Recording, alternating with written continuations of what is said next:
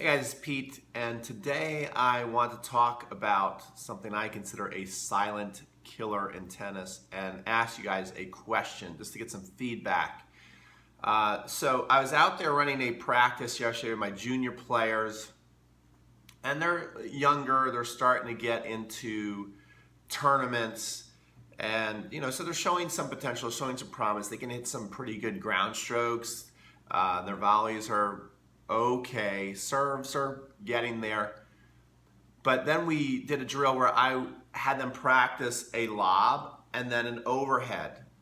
And there's a couple things. First of all, it was like hard to watch because no one could lob. And so many of them missed overheads. And I was thinking a couple things, thinking, I got to run this a lot more. We got to practice this a lot more. As tough as this is to watch, we got to practice this a lot more. Because they're not any good at it, right? And whose fault is that? It's my fault. We got to do that more.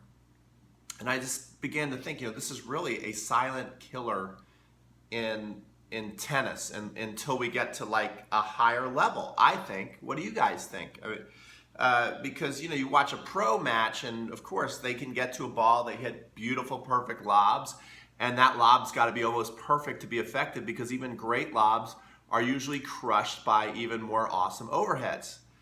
But when you watch a match, I would even say the lob is a bigger weapon than the overhead. If you have a good lob, that's a bigger weapon up until maybe like a high 4-5 level. Would you guys agree with that? But up until like a high 4-5 level, because so many people cannot put an overhead away.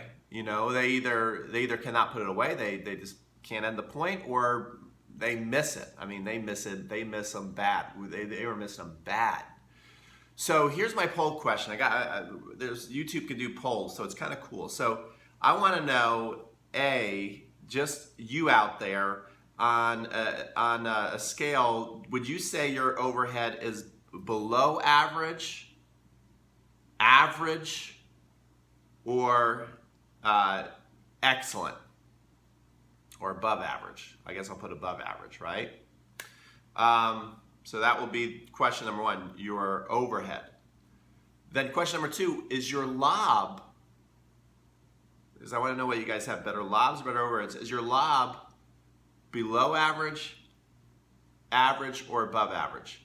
And then finally, I'm thinking, would this be something that if I made a course on, would this be something you'd want to learn more about? If I gave you guys more instruction on the lob, more instruction on the overhead, because I think it's something worth you guys really taking the time to learn and become more of an art form, your lob and your overhead. I think it's a big separator between people to get them to the next level.